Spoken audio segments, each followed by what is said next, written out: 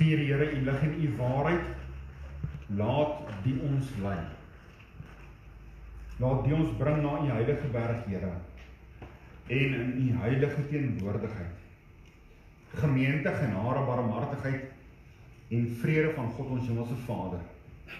En sy Seun Jesus Christus word aan U geskenk en ryklik vermenigvuldig deur die werking van die Heilige Gees van God. Amen. Kom ons staan en begin ons die diens deur hierdie lied as inleiding tot die diens.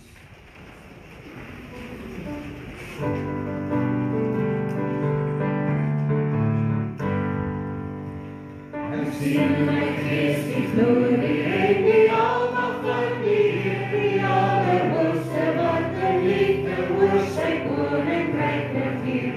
Hy het beloof aan die einde, op die wolke kom hy weer. Hy is koning, hy regeer. Loof hom, prys hom, halleluja. Loof hom, prys hom, halleluja. Loof hom, prys hom, halleluja.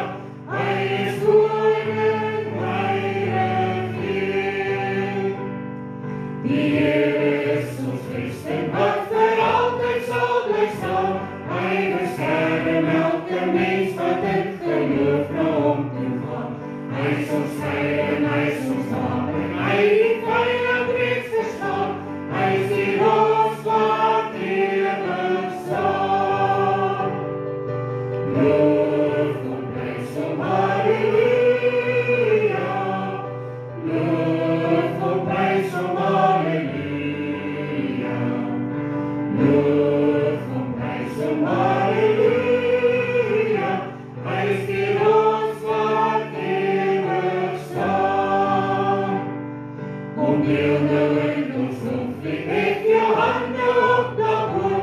Blaas van syne staan op trome en kom dans vir God se oorlog. Kom leef in die oorwinning van sy woord waarin ons glo, want sy woord sal ewig staan. Loof hom, prys hom, halleluja. Loof hom, prys hom, halleluja. Loof hom, prys hom, halleluja. Sy woord sal ewig staan. Sy woord sal ewig staan. Sy woord sal ewig staan. Baie dankie. Ons wil U nooi om die woord van die Here saam met ons oop te maak by Matteus hoofstuk 10. Matteus hoofstuk 10.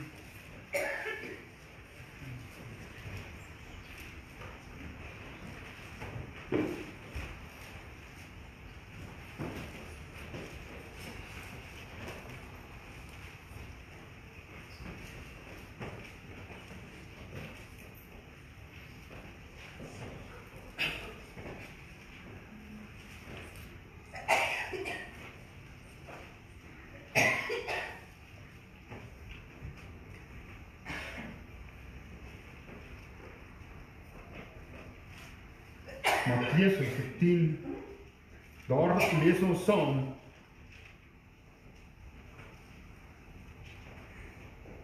vers 1. En hy het sy 12 disippels na hom geroep en aan hulle mag gegee oor onreine geeste om hulle uit te dryf en om siekte en elke kwaal te genees. En dit is die name van die 12 apostels. Die eerste, Simon, wat Petrus genoem word, en Andreas, sy broer, Jakobus, die seun van Zebedeus, en Johannes, sy broer, Philippus, en Bartolomeus, Thomas en Matteus die tollenaar, Jakobus die seun van Alfeus en Lebbeus wat genoem word Thaddeus, Simon Kananites en Judas Iskariot, die een wat hom verraai het. Jesus het hierdie 12 uitgestuur en hulle bevel gegee, moenie gaan op die pad van die heidene nie, en moenie ingaan in 'n stad van die Samaritane nie, maar gaan liewer na die verlore skape van die huis van Israel, en gaan preek en sê, die koninkryk van die hemel het naby gekom. En dan as jy kan saam blaai na Handelinge hoofstuk 4. Handelinge hoofstuk 4.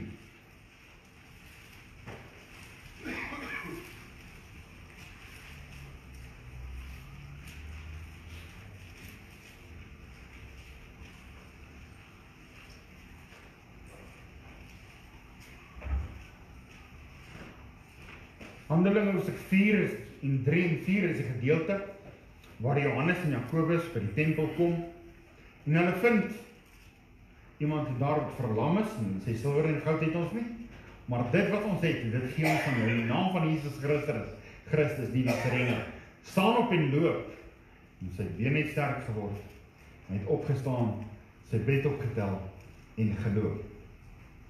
En hulle, Johannes en Petrus word toe voor die raad gebring, wat doen julle? Vers 12 sê die volgende, en die saligheid is uit niemand anders nie, want daar is ook geen ander naam onder die hemel, wat onder die mens gegee is, waardeur ons gered moet word nie. Daar is net een naam wat gegee is. Vers 13, en toe hulle die vrymoedigheid van Petrus en Johannes sien, en verstaan dat hulle ongeleerde en eenvoudige manne was hulle verwonderd, en het hulle as metgeselle van Jesus herken. Ons het gelees van die 12 disippels, en nou lees ons hier dat hulle was eenvoudige, ongeleerde manne, maar as metgeselle van Jesus, en dan laaste teks in Handelinge hoofstuk 17. So net 'n paar hoofstukke later, Handelinge 17,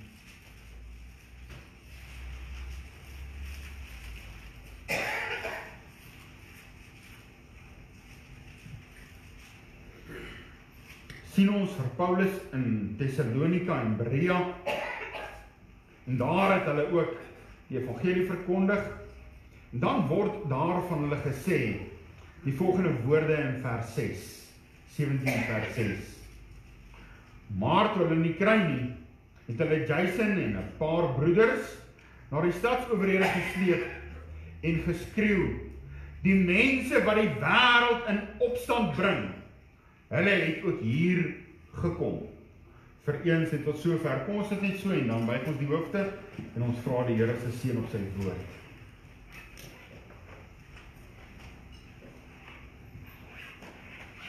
Here Jesus, die gewoonte was om te staan uit eerbied, en eintlik moet ons staan uit eerbied vir die woord, wanneer ons die woord lees.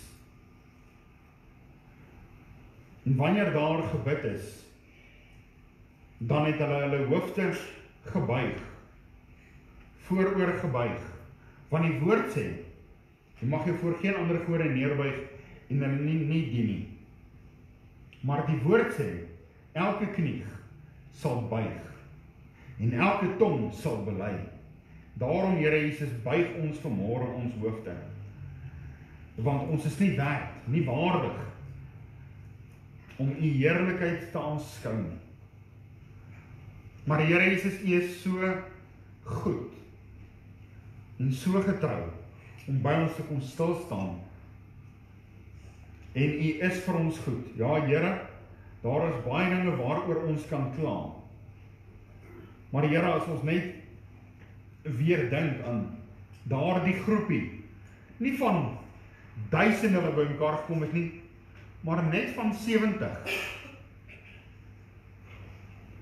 'n klein gemeentetjie, dalk soos ons, daar in 'n land,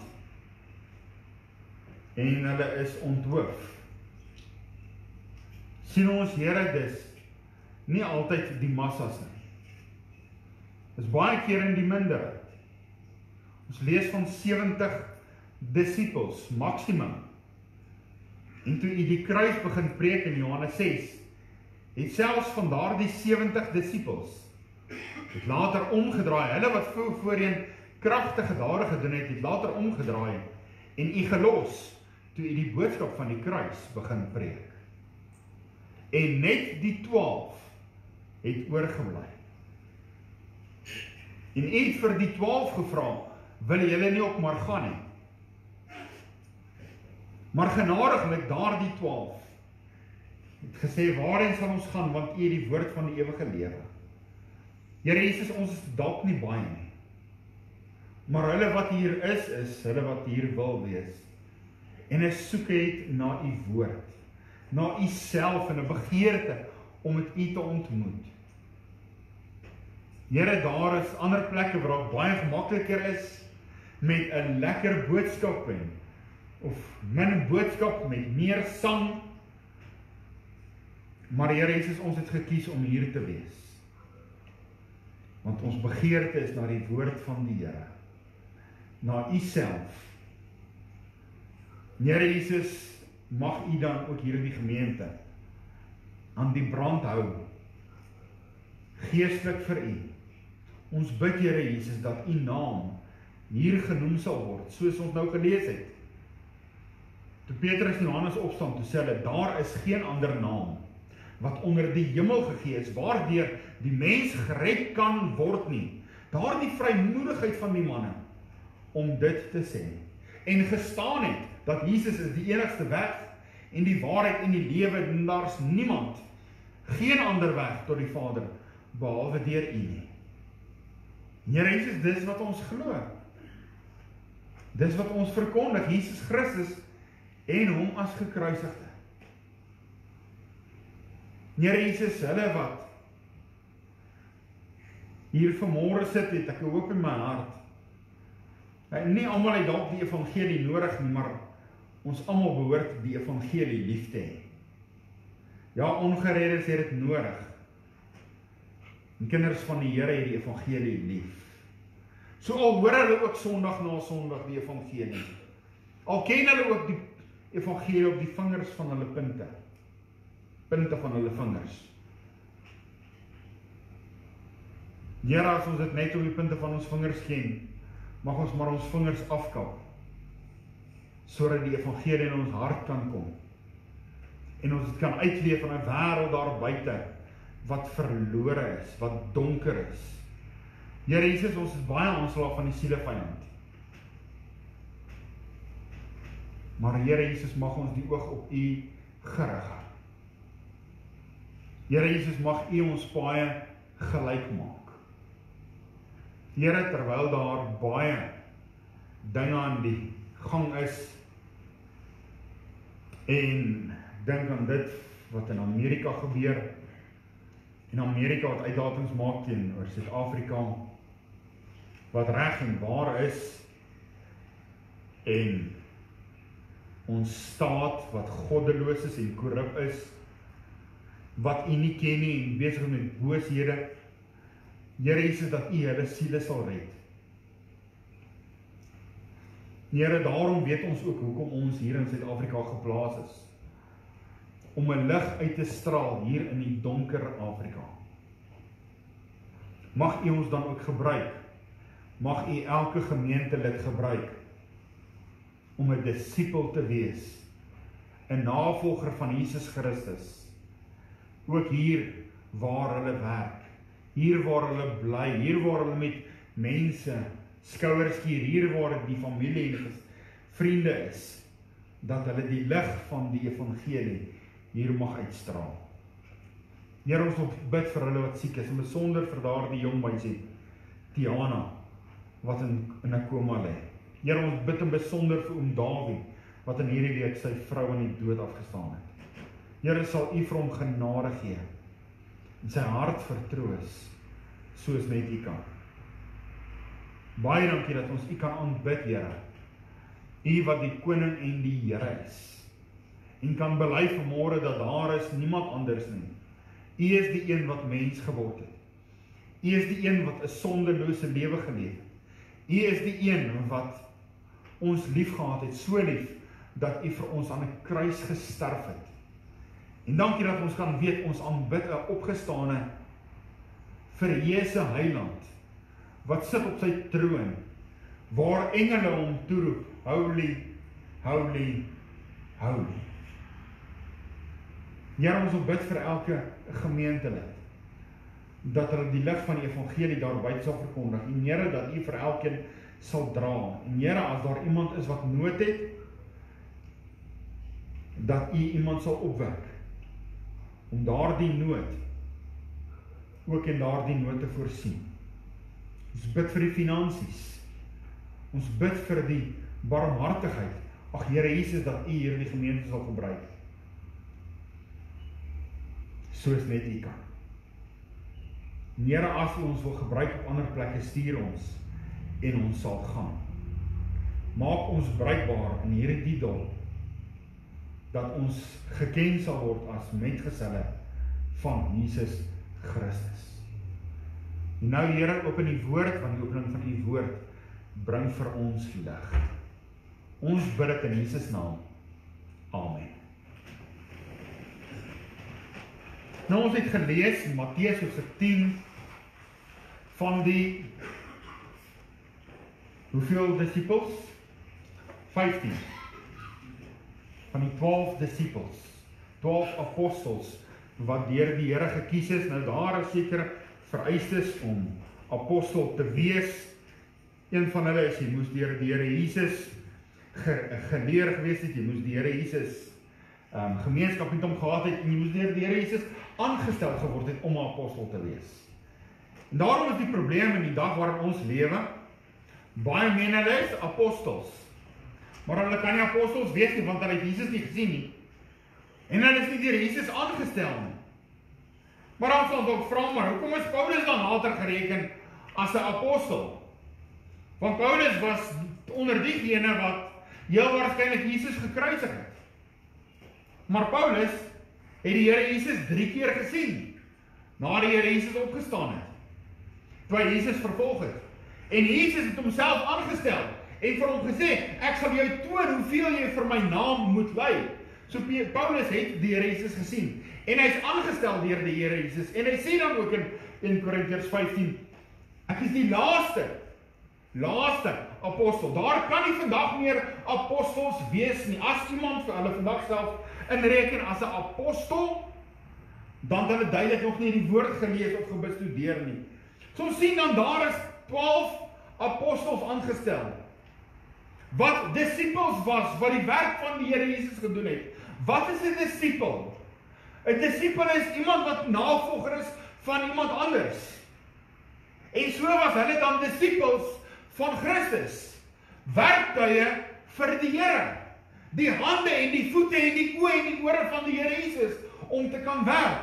En ons lees van hulle dat die Here Jesus stuur hulle uit, hulle as 12, om te sê, gaan julle dan uit, en bid vir hulle dat hulle genees word, dryf duiwels uit, doen die werk van wat die Here Jesus wil hê hulle moet doen. Want die Here Jesus kan nie oor ons wees nie, maar hy wil hulle gebruik, hulle hande,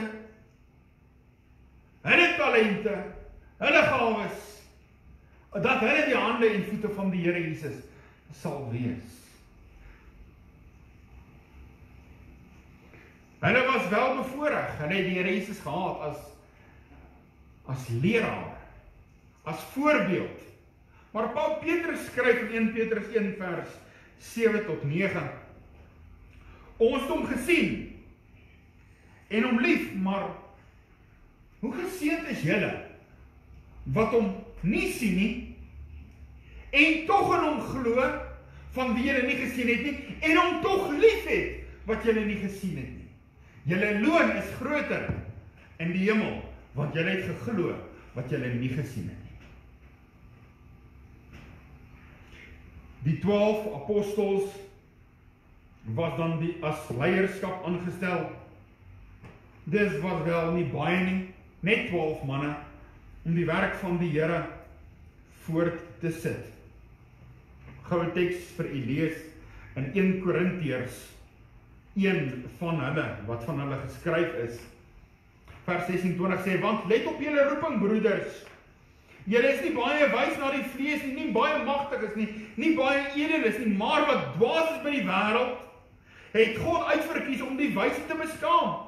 En wat swak is by die wêreld, het God uitverkies om die wat sterk is te beskaam. En wat onedel is by die wêreld, en wat verag is, het God uitverkies om die wat niks is, om wat iets is, tot niet te maak. So die Here Jesus het nie gesoek vir bekwame en geleerde en verwonderlike manne nie.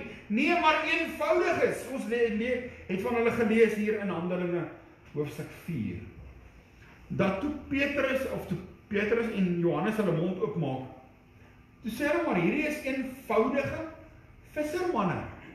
Hoe kan hierdie eenvoudige vissermanne hierdie kromstokke die wysheid hê om ons as fariseërs teen te staan? En dan word daarvan die disciples, apostels geskryf. En hulle het hulle herken as metgeselle van Jesus. Dis daai ouens wat altyd gemeenskap met Jesus gehad het. Wat altyd vriendskap met Jesus gehad het. Dis een van die wonderlikste getuienisse wat daar is. Dat as daar gesê word, maar jy is as 'n metgesel van Jesus herken. Want mense herken jou, jy is die een wat altyd praat oor die Here Jesus, jy is die een wat altyd getuig van die Here Jesus, jy is die een wat se prioriteit is om by die kerk te wees. Dis jou prioriteit om die Here Jesus te dien. Jy word herken as 'n metgesel van Jesus. Jy het nie geloop sonder die Here Jesus nie. Hulle was ongeleerde, eenvoudige manne. Hulle was vissermanne. Nou kan jy net indink, hier is 'n fariseer wat opgelei is vir 20, 30 jaar met sy pragtige klere aan. En aan die ander kant is daar 'n disipel met sy vissermansklere en reuk wat hy aan het. Hoe kan jy hierdie twee vergelyk? En dan kyk die Here Jesus na hulle en hy sê vir hierdie disipels, as julle skoonheid en julle regverdigheid nie meer is as hierdie van die fariseërs, sal julle nooit die hemel ingaan nie. Nou kyk hulle na hierdie fariseërs en sê, Here, kyk hoe lyk hulle. Nou sê hy, ons moet meer wees as hulle. Maar dit moet nie gaan oor die uiterlike nie, dit gaan oor die innerlike. Dat julle moet gewas wees met die bloed van die Here Jesus, sodat julle die hemel kan ingaan. Die Here Jesus roep die disipels as ambassadeurs. Wat is 'n ambassadeur? Iemand wat optree in die plek van die koning. As u vandag hier sit, en u sê ek is kind van die Here, gewas deur die bloed van die lam, dan is u 'n disipel. Die voete en die hande van die Here Jesus, die ambassadeur van die koning. Al is ons nie altyd daartoe in staat nie. Dit wat ons doen ons tot eer van die Here.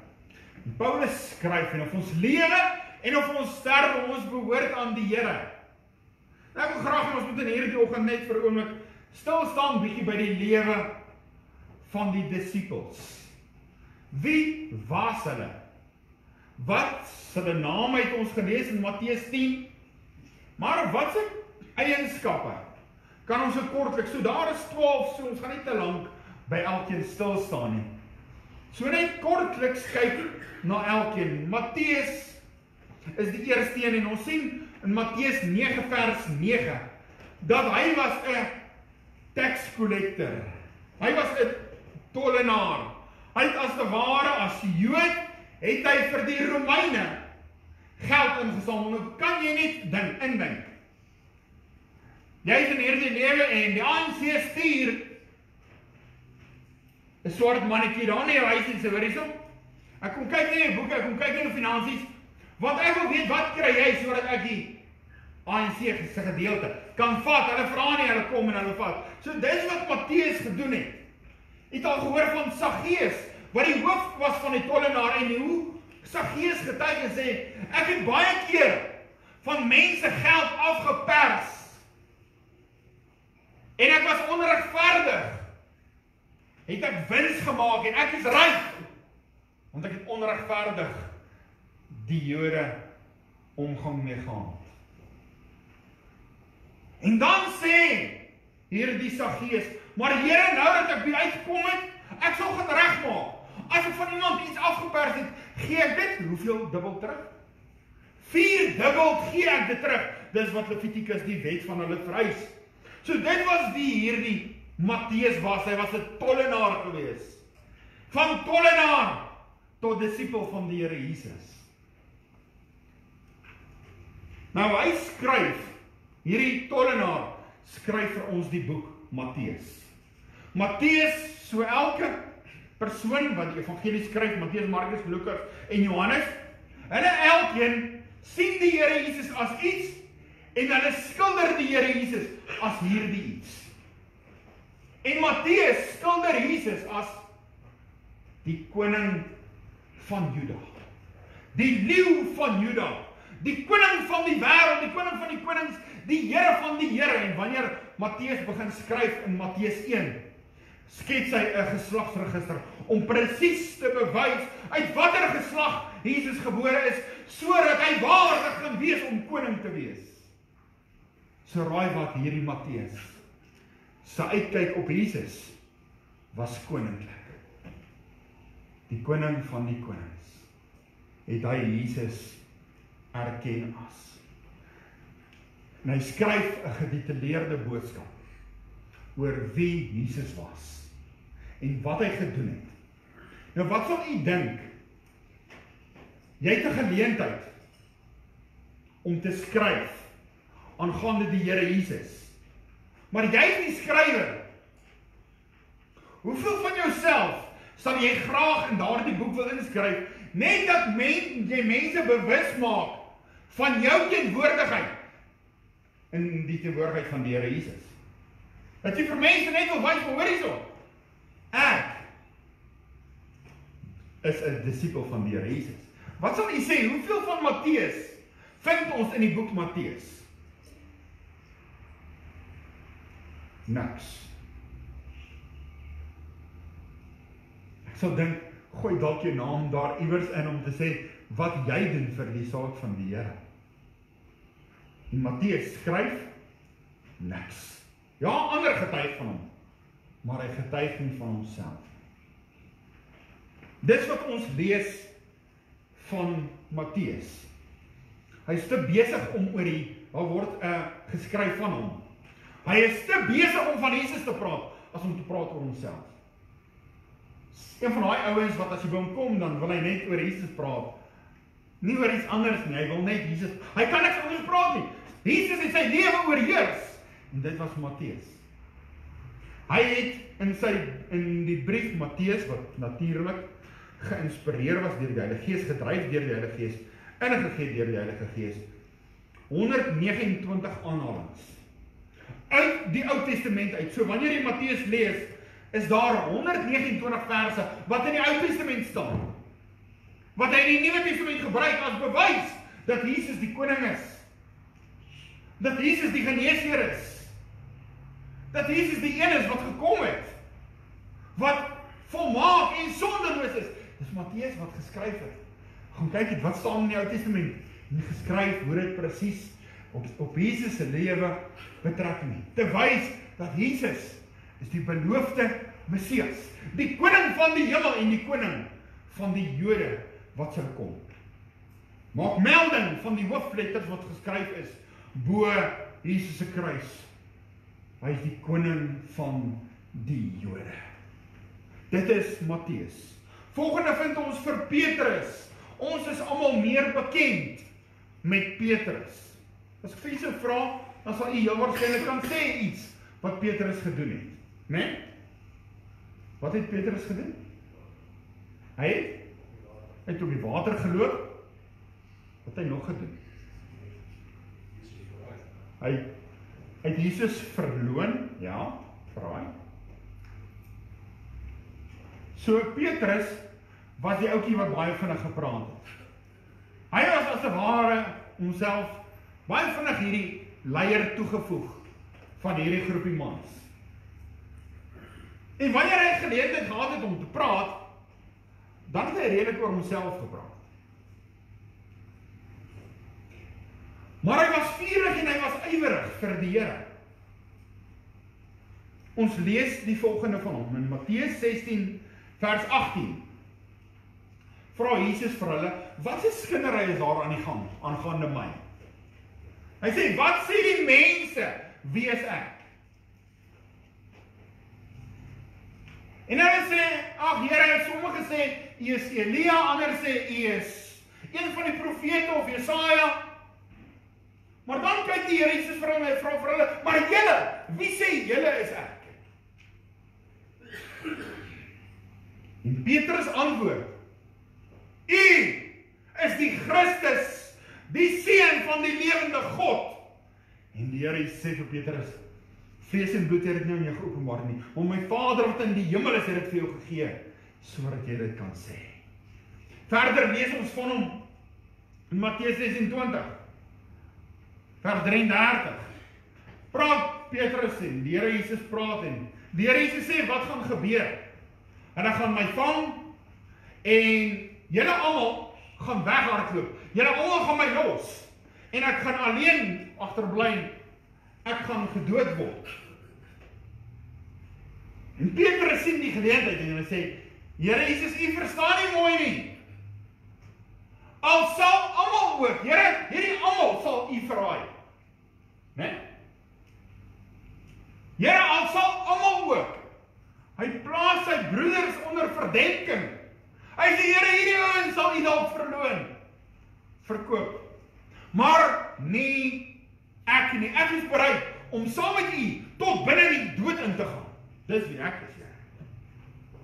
Dis wat Petrus sê. En op 'n stadium kom hulle en hulle wil Jesus arresteer. En wat doen Petrus? Petrus haal die swaard uit en hy kap Malchus se oor af. Want hy staan nou op voor die mense vir Jesus. En Jesus vaar hy oor en hy sit hom genadig terug, anders het hulle vir Petrus gevang en hom doodgemaak net daar op die spot. Maar daar is geen bewyse meer dat hy die oor afgekap het nie, want Jesus het die oor teruggesit. So Petrus was tog hierdie een wat opgestaan het. Een van die wat die Here Jesus saam met hom op die berg gevat het. Een wat die Here Jesus geweet het, hy het redelik by my gestaan. Maar ja, die verdere deel van sy lewe word opgeskryf en ons sien, toe hulle Jesus gevangene neem, toe hardloop die disippels weg. En Petrus gaan staan ver op 'n afstand en hy hou hierdie storie dop, wat hulle met die Here Jesus maak. En hy gaan staan by die vuur waar dit lekker warm is, en waar hulle gesels in die nag terwyl Jesus hanteer word. Daar kom iemand en sê, maar as jy ook nie een van hulle nie? Hy sê, nee. 'n tweede keer, maar hoor jy so seker? Nee, ek is nie een van hulle nie. En 'n derde keer kom 'n diensmeisie. 'n diensknegt, 'n slaaf. Sê maar, hoor jy so, jy was onder hulle, want jou spraak verklap jou, jy praat net soos hulle gepraat het. Jy is, en hy sê, man, ek weet nie waarvan jy praat nie, ek ken hom nie. Daai oomblik sê die Bybel, draai Petrus om en hy kyk na Jesus, en Jesus draai om, en Jesus kyk na Petrus. En Petrus besef, ek het sopas my Here verloor. En hy het uitgehardloop en bitterlik geween. Want die keertyd moes opstaan vir die Here Jesus, vir 'n eenvoudige slaaf meisiekind, te verloon aan Jesus. Maar dis hier die Petrus, wat in Johannes 21 gaan visvang het. Want hy kan visvang. Is hier iemand wat kan sê, ek kan visvang? Is jy so iemand? En dan kan ons skiet. Jy kan skiet, né? Maar seker dat ons sê, ons kan dit doen. Daai nag wys die Here Jesus vir Petrus, jy kan nie eers 'n vis vang. Maar hele nag vang hulle en hulle vang hoeveel vis? 0. Die oggend, nadat hulle die hele nag deurgevang het, stap daar 'n man op die strand en hy sê, ouens, gooi net die net aan die ander kant van die skip. Ek weet nie of ek praat nie, ons het die hele nag deur vis gevang, ons weet waar, ons weet hoe, maar ons daar nog niks gevang nie. Nou sê daai ou vir ons, gooi net die net aan die ander kant van die skip. Wat is die kans, ons het niks gevang nie. Nou die besluit, kom ons doen het. En die net is so swaar, dat het wou skeer. Toe Petrus dit sien, toe sê hy, dis die Here Jesus daai. En hy spring van die boot af, en hy swem kant toe, en hy los hulle daar, dat hulle maar self sukkel, om die vis aan die land te kry. Nadat hy vervul is met die Heilige Gees in Handelinge 2, sy bruikbaar vir die Here. Ja, dis wie Petrus was. Bruikbaar instrument in die hand van die Here, en die Here kom staan by Petrus stil, en hy vra vir hom, het jy my lief? Het jy my lief? Het jy my lief? En hy sê, Here, u weet alles. Die derde ene is Jakobus. Jakobus en Johannes, die twee broers, die wat genoem word in Markus 3 vers 17, die seuns van die donder, harde manne gewees, Jakobus en Johannes. So Jakobus dan, lees ons in Matteus 20 vers 20, waar hulle moeder by die Here Jesus kom en sê, Here, kan ek vra, dat wanneer u in die koninkryk sit, en wanneer my seuns eendag daar is, dat my twee seuns sit, aan u regter, en aan u linkerkant, my twee seuns, Johannes en Jakobus, nie Petrus of Paulus, of, nee, my twee seuns, hulle moet sit langs u, in die hemel. En hy sê vir die vrou, Jesus sê vir die vrou, jy weet nie wat jy vra nie. Kan hierdie seuns gedoop word met die doop waarmee ek gedoop gaan word? Dis toe hy klaar gedoop is. Sê hy, ek het te doop om mee gedoop te word. Kan hierdie seuns gedoop word met die doop waarmee ek gedoop word? Hy verwys na sy kruis. Kan hulle die brood eet wat ek aanstonds gaan eet nie?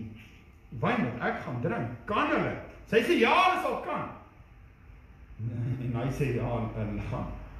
Hulle gaan 'n mate van dit kry, wat ek gaan kry. En dan lees ons in Handelinge 12, die eerste disipel, wat onthoof is, sy kop afgekap is Jakobus. Die eerste apostel wat gedood is. Stefanus was die eerste diaken, maar Jakobus die eerste apostel. En dan lees ons van Johannes, sy broer, in 1 vers, in Openbaring 1 vers 9 lees ons, dat Johannes was gevangene geneem, en hy is daar opgesluit as ou man, van in die 80 jaar, in die tronk gegooi en toegesluit, en hy is daar op die eiland Patmos in tronkbewaring, en daar verskyn die Here aan hom, en die Here toon vir hom Openbaring, en hy skryf Openbaring neer. Dis hier dieselfde Johannes, wat ook in Matteus op die bors van die Here Jesus gaan lê, en gevra het, Here, wie is die een, wat u gaan verkoop? So naby was hierdie Johannes gewees. Johannes word genoem, die Gertjie, wat word Johannes genoem? Ja, die disipel van liefde, die een wat die Here Jesus lief gehad het, as daar een iets wat was, wat die Here Jesus van hom kon sê is, hierdie ou het my lief. En toe die Here Jesus gekruisig word, toe staan hy daar voor die Here Jesus, saam met die Here Jesus se ma en die ander Marias, en Magdalena. En Jesus het soveel liefde vir Johannes gehad, en Johannes het soveel liefde vir die Here Jesus gehad, dat Jesus daar aan die kruis met Johannes praat, en hy sê vir hom, Johannes, hier is jou moeder, hier is jou seun, en hy vertrou sy ma, sy moeder, aan, hy as die Here Jesus as eersgeborene, as oudste seun, wat gewoonlik na die moeders moes kyk, en hy vertrou sy moeder aan Johannes toe. Sy moeder Johannes sal van nou af daardie rol speel wat ek gespeel het. Hy sal na u kyk. Dis van Johannes se kant af. Hulle was die seuns van die donder, in Lukas 9 vers 54. Here, kom ons bid dat daar vuur uit die hemel kom, en hierdie mense wat so teen U is, laat U hulle doodslaan met vuur. Die seuns van die donder. Verder lees ons van Andreas. Wie kan my iets vertel van Andreas? Andreas was 'n vername man, 'n besondere man gewees. Ons lees 2 keer in die skrif van Andreas. Die eerste keer in Johannes 1 vers 41 lees ons van hierdie Andreas. Andreas was die disipel van Johannes die Doper. En Johannes die Doper sê vir hierdie 2 disipels van hom, hoor hierso, ek is nie die weg nie, ek is hier om van die weg te verkondig. Daar sien julle daar die man wat daar aangeloop kom. Hy is die lam van God wat die sondes van die wêreld gaan wegneem. En wat gebeur? Andreas en die ander ou wat ons nie weet wie dit is nie, los vir Johannes die Doper en hulle gaan volg Jesus. So Andreas was een van die eerstes wat Jesus begin volg het op die woord van Johannes die Doper.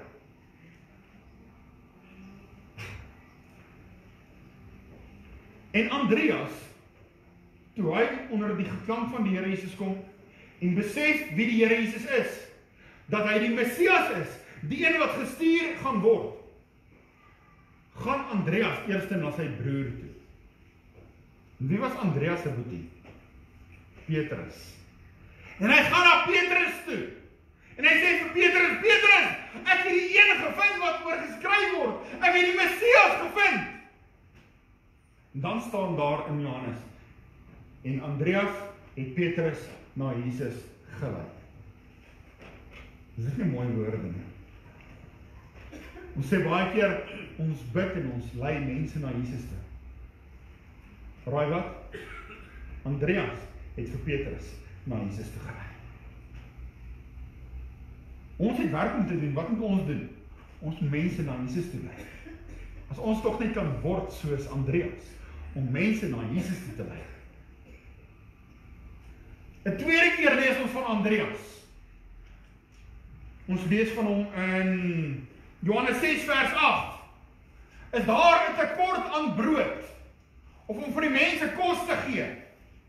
En wat gaan ons doen om vir hierdie mense kos te gee?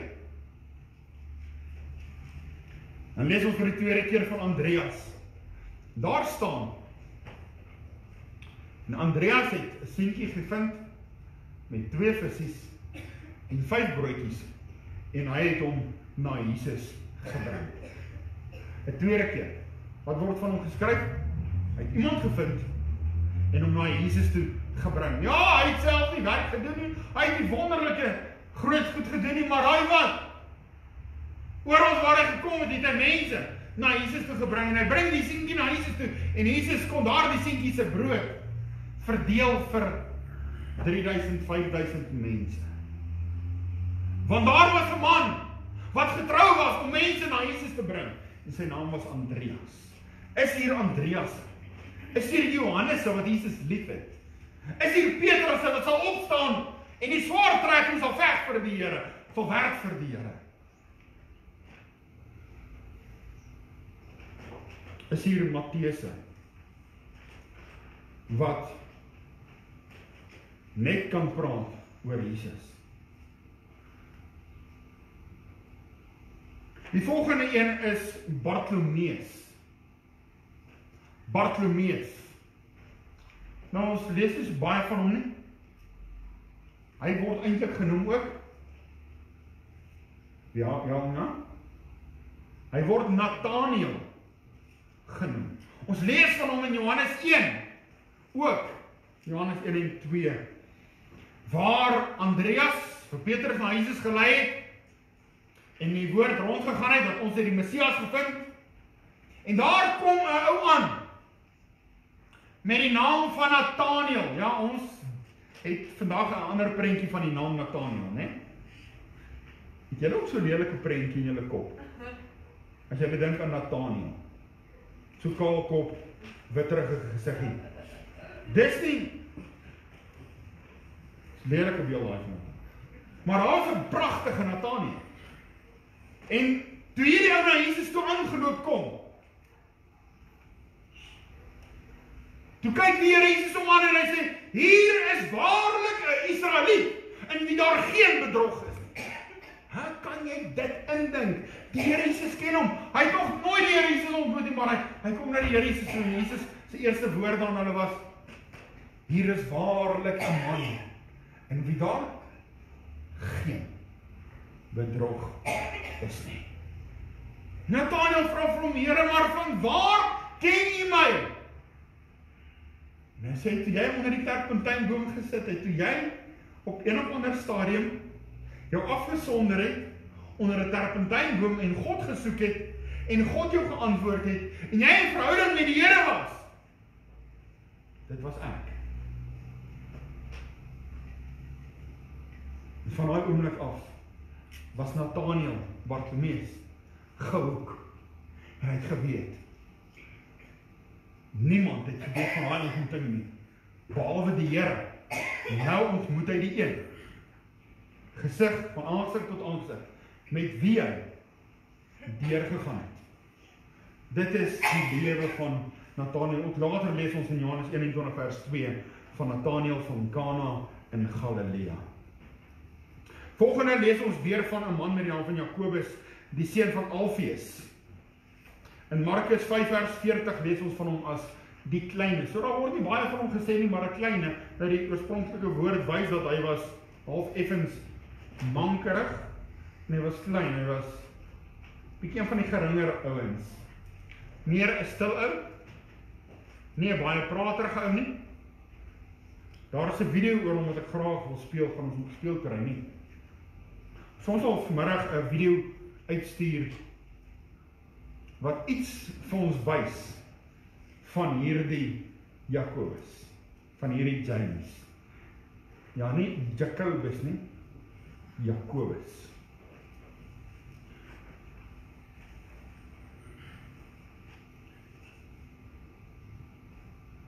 So daar word nie baie oor hom gesê nie, maar ek gaan vanmiddag 'n video vir u stuur, net dat u kan iets sien van min of meer hoe dit uitgebeeld word wat sy naam beteken. En dan volgende sien ons vir Judas, wat ook Thaddeus genoem word, ook Lebbeus genoem word. Onthou hulle 'n paar name genoem. Petrus was genoem Simon en Cephas. En nou kry ons ook 'n man met die naam van Judas, want dalk 'n beter naam is Thaddeus en Lebbeus. Thaddeus beteken mama's boy. Lebbeus beteken hy was 'n hartskind. Dit sê vir ons weer iets van hom. Die kerkskrywers sê hy was 'n desperate sielesoeker gewees. Ons lees nie van hom in die Bybel baie nie, maar die buitebybelse bronne skryf, die kerkvaders, die disippels van die disippels sê, hy was 'n ywerige sielesoeker. Hierdie ou het siele lief gehad.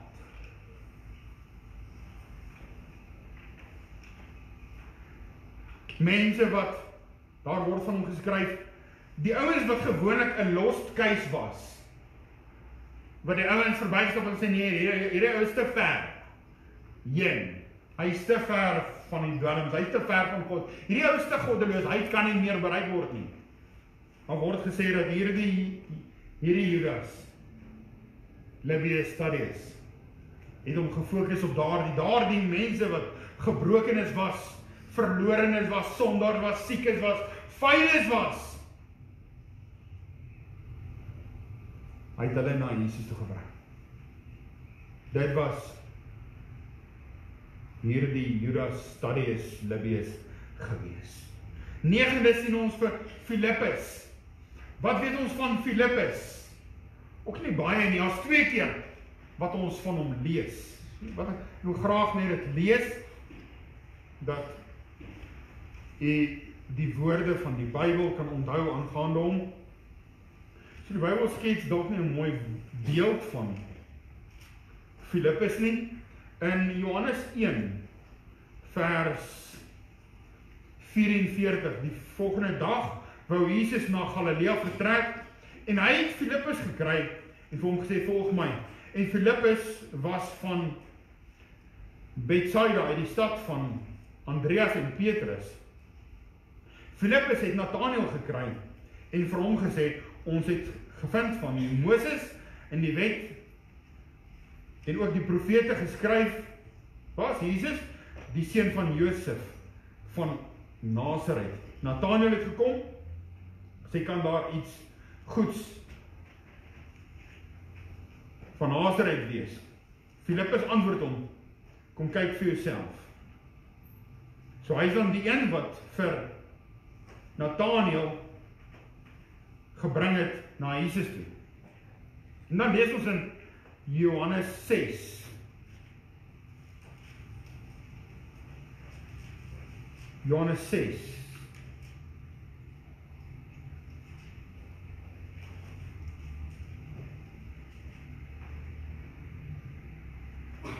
Is hy die een in vers 26 of die gedeelte waar hulle brood benodig. En hy sê maar is onmoontlik, waar gaan ons brood kry? Hy was half die pessimis, die skeptiese een. Waar gaan ons vis en brood vir so baie mense kry? Hy het nie kyk na die oplossing nie, hy kyk na die probleem. Nou, daar moet seker ouens ook so wees, wat kyk na die probleem. Ons kyk baie keer, as ons opgewonde en ons wil werk, maar dan is daar iemand wat ons dalk terugroep en sê, hoor, ouens, daar is 'n probleem. Hierdie mense se kos. Dalk nou gepla oor die kos nie. Ja, Andreas is die een wat die oplossing bring, maar Filippus was die skeptiese een. Ja, ek is nie seker of u die Christus is nie. Ek weet nie waar ons die brood en die goed vandaan gaan kry nie.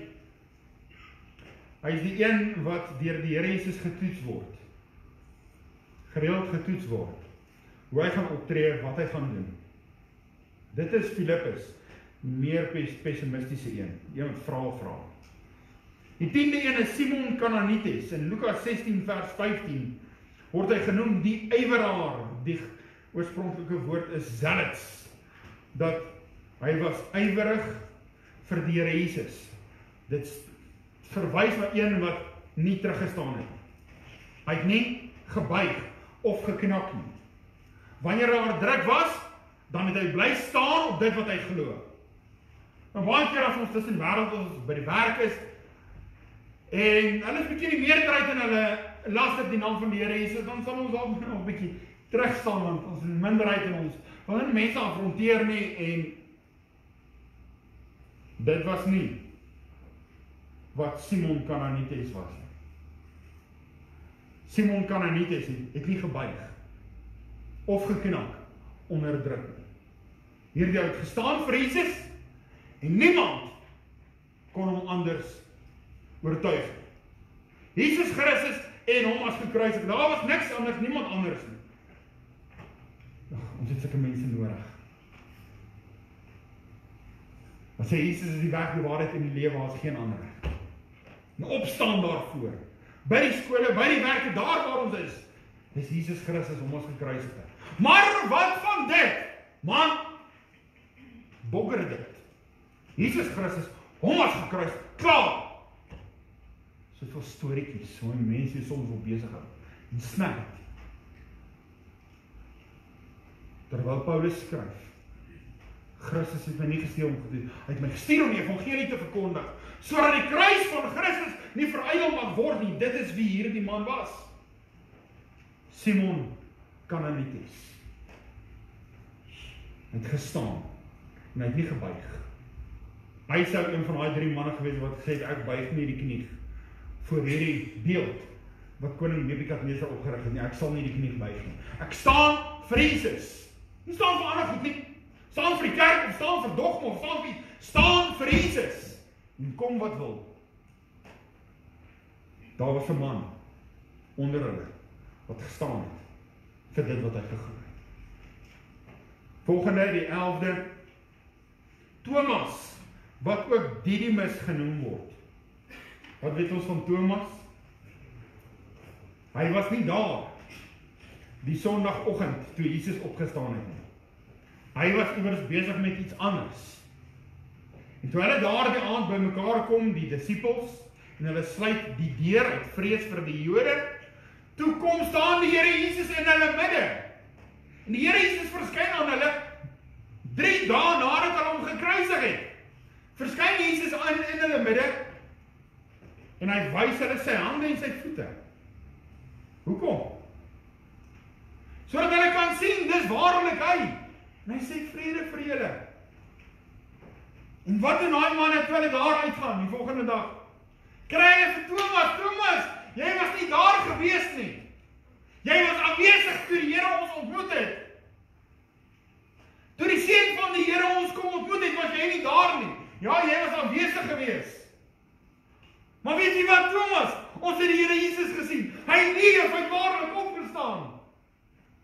En wat sê Thomas? Ek glo julle nie. Ek glo julle nie. Al het ek 3,5 jaar saam julle gewandel en ek weet wat Jesus kon doen. Ek glo julle nie. As ek nie self my vingers in sy hand kan indruk en my hand in sy sy nie, sal ek nooit glo nie. Ek weier om te glo. As ek dit nie kan doen nie, sal ek nie glo nie. Ons doen baie keer so.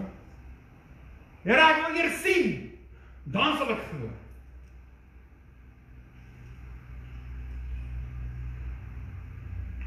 Die volgende Sondag aand, toe sy hulle weer by mekaar. So ja, die mees Bybelse diens is die aanddiens. Daai aand, toe hulle by mekaar was, toe is Thomas daar, om te kyk wat gaan gebeur. En daardie aand, toe kom verskyn Jesus weer, in Johannes 21.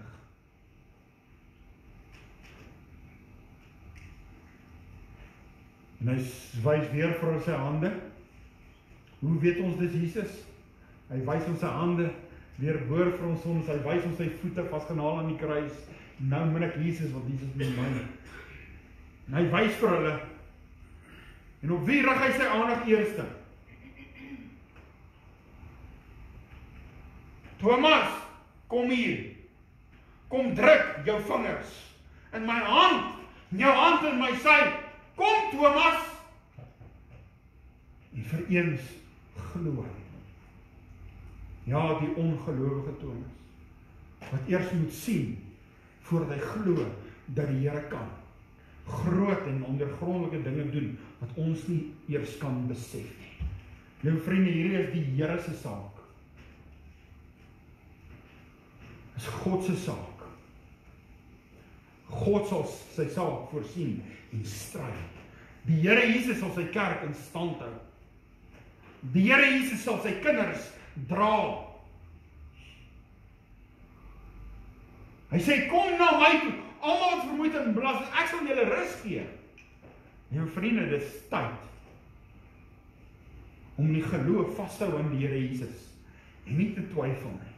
Voort te gaan en te weet, as ons besig is met die saak van die Here, dit is sy saak. Of gaan ons sê, nee Here, ons verwag, u moet eers gee en dan sal ons gee. Dit is tyd om die Here te vat op sy woord. En Thomas glo in my. Thomas sy woorde was, my Here en my God. Hoor u? Hy verklaar Jesus as God. Dit wat die moslims en ander gelowe nie vandag wil doen. Die 12de is Judas Iskariot.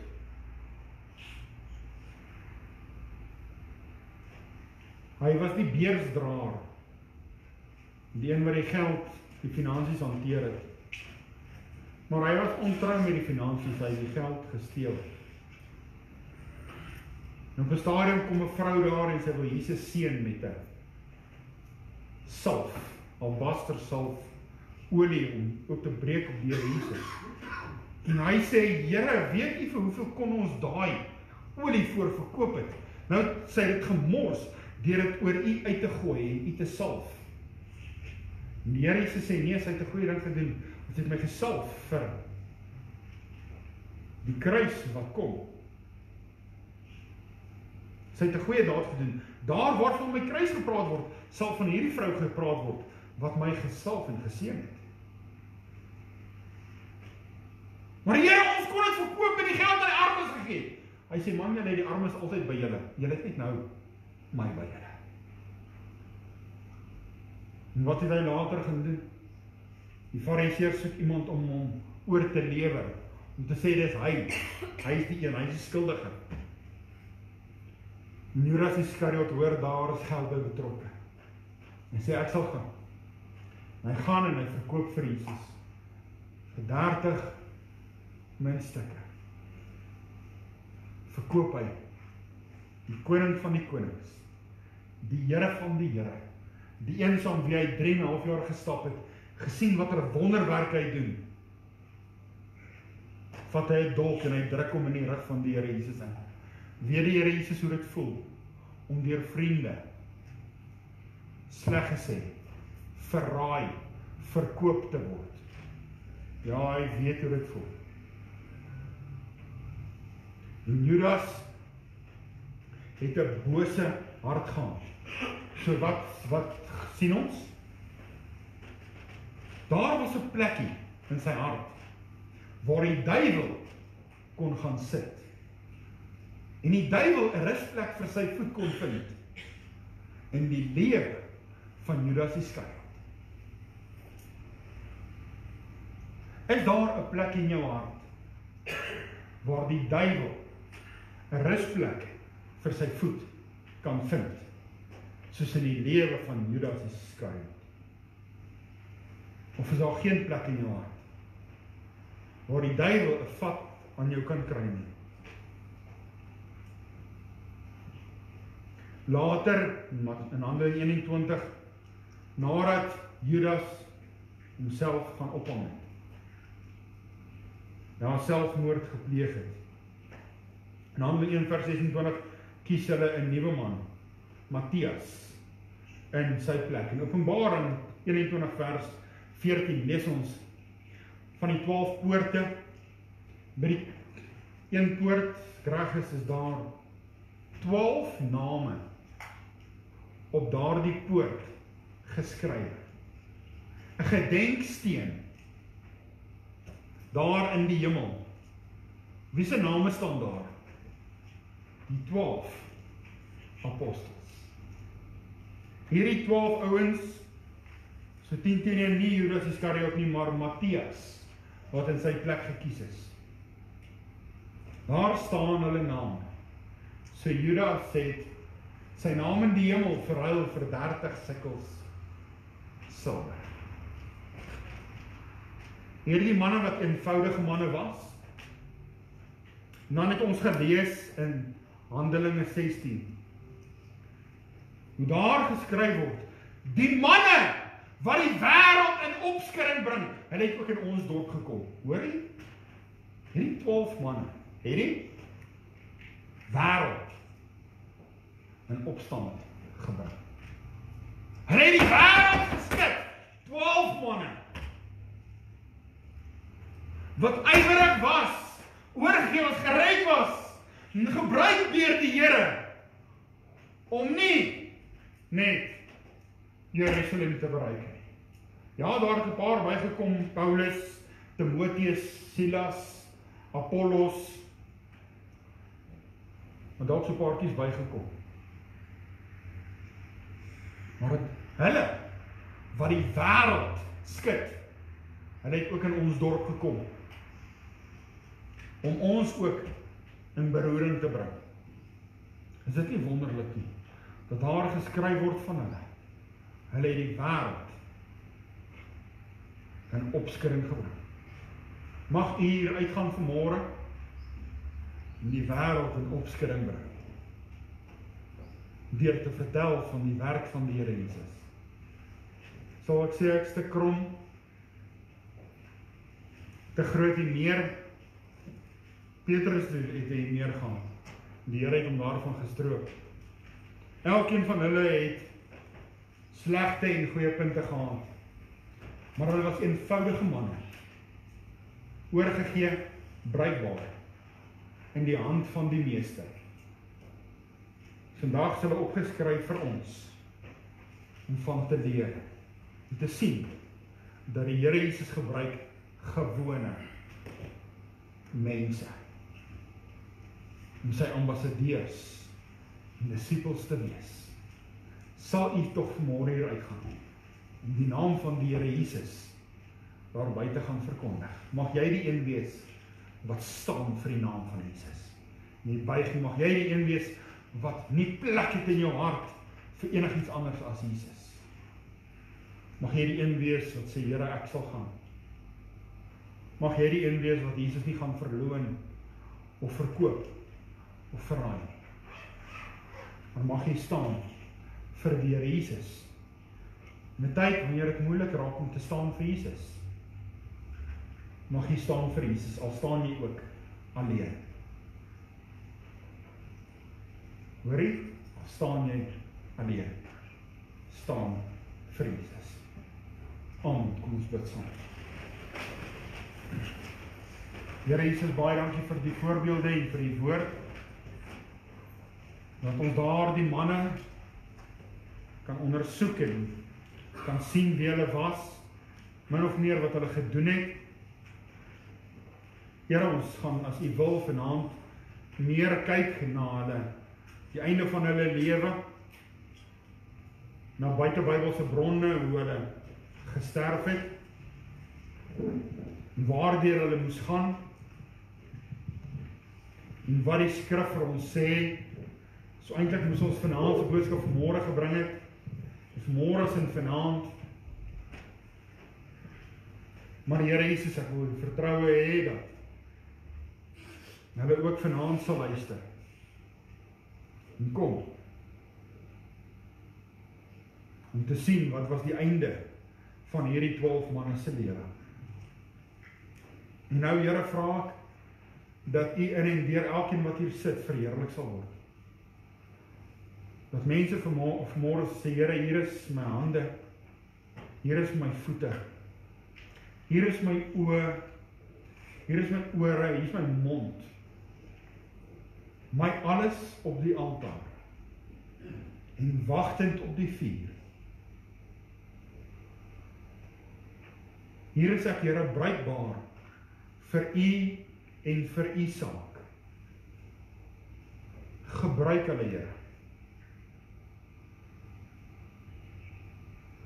Mag ons sê, we have only one life to live. It will soon be past. Only what's done for Christ will last. And when I die, how happy I shall be, if the lampet of my life was burnt out for thee. Die lampet van my lewe uitgebrand vir die Here, vir die Here se werk. Sal u in die grootheid en in die almag elkeen van hulle wat hier sit gebruik tot u eer en tot u verheerliking. Ons bid dit in Jesus naam. Amen. Ons gee geleentheid vir die finansies om opgeneem te word. En daarna sal ons afsluit.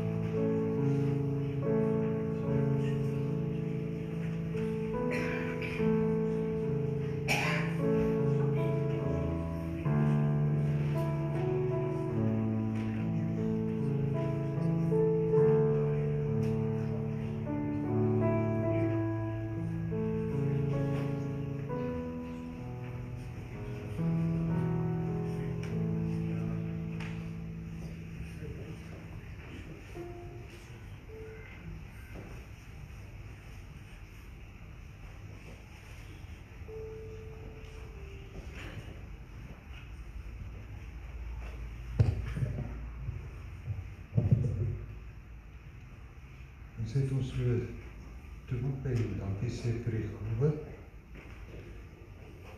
Maar Here, hoe wonderlik is dit om vanmôre in die huis te wees.